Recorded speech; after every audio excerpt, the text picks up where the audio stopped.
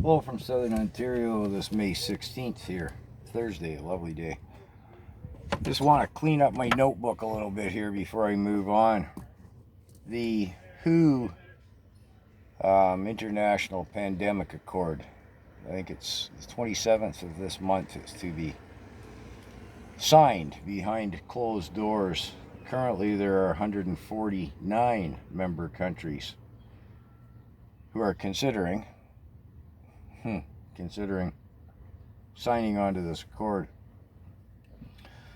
Now, the WHO, Dr. Tedros, keeps informing everyone, oh, we've removed all of the amendments that no one didn't like.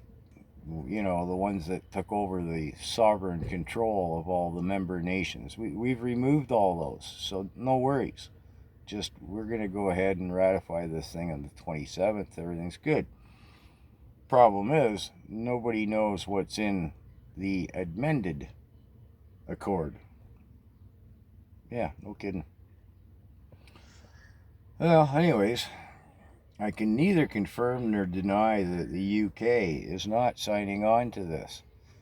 The mainstream media and independent news channels on a global level seem to be talking like they're not going to play ball, and yet I cannot confirm that from the UK Parliament, so I'm not sure what's happening.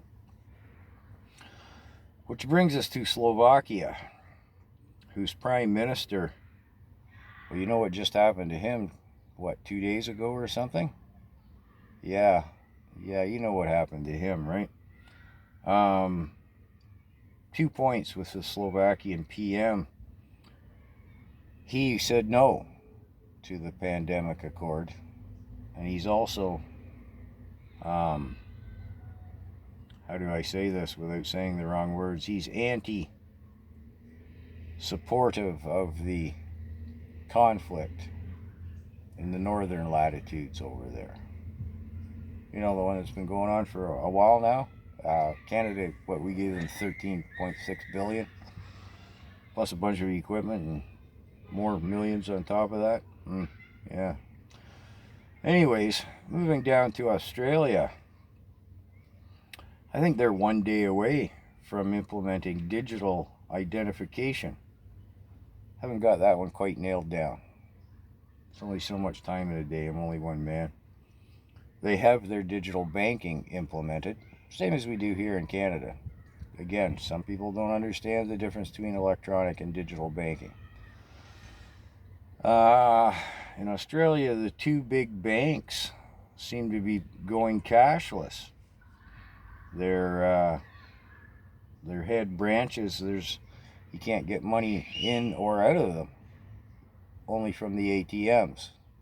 Same with checks. Can't go into the bank and cash a check. No cash deposits or withdrawals, including checks. So, the Australian folk are protesting this.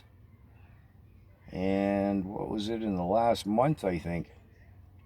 $9.6 billion has been pulled out in the form of fiat cash from ATM withdrawals.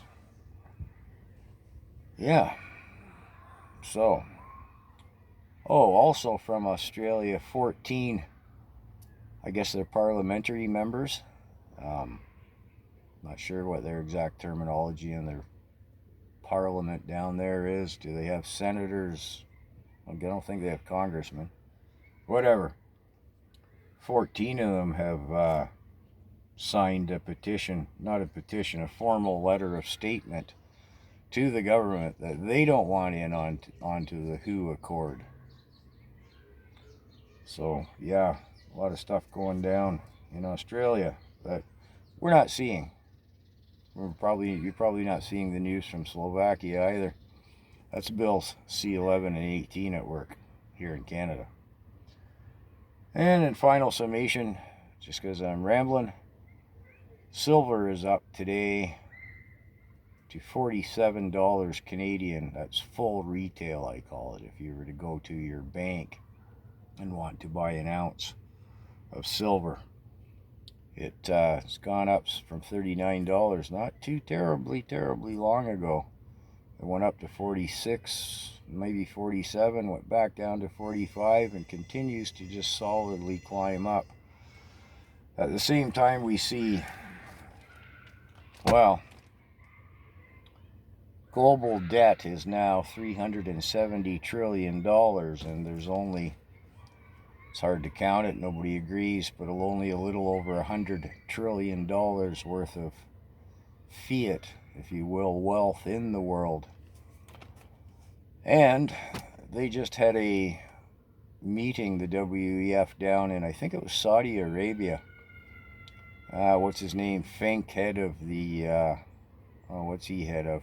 BlackRock, Vanguard. Well, all the big boys were down there anyways. And CBDC's the word. So, there's an rambling overview of current events.